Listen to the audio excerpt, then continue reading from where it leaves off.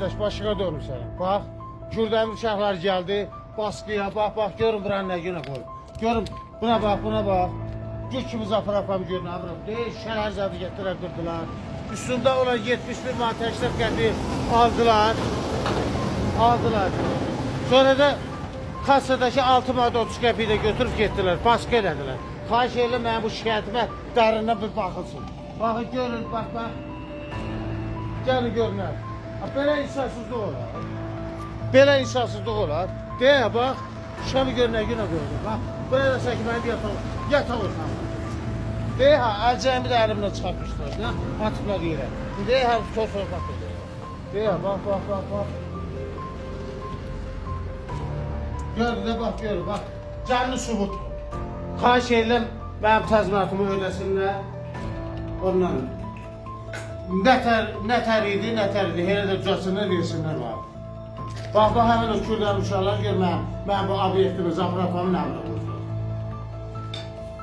Böyle dərd olur. Deyək, bunu da. Deyək, yağ baçoqlarımı da buradan götürdülər, yağı töydülər, baçoqları götürdülər, apardılar. Buna bax. Bax. Şimdi mən ne edeyim, nə gayrı? Ben 71 manat 40 qəpiyimi kasadan da 6 manat 30 qəpi pulum apardım. Onu qaytarım. Deyək, bax. Buna bax. Burada mənim səkib 5 nəfqarım. Qıraqlar taxtay, bəşək importludadır. Hindistandan gəlmə pamuk ağaçları.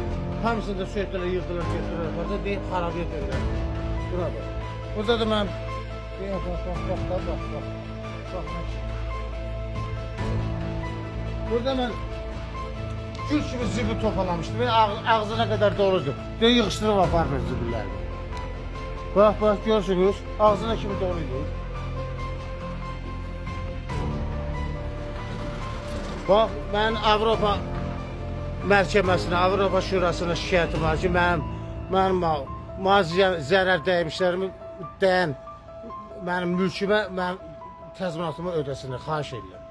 Artıq dərəcədə də xahiş edirəm. Bir də belə bir şey təkrar etməsin.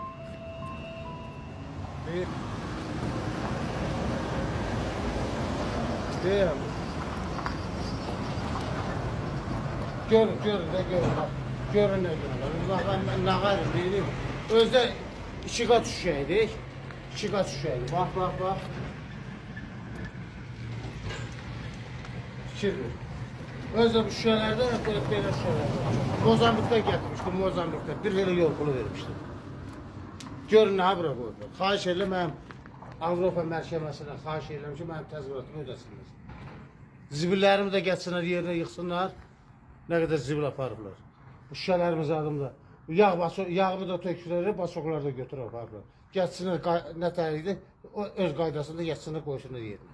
Xahiş edirəm, artıq dərəcədə.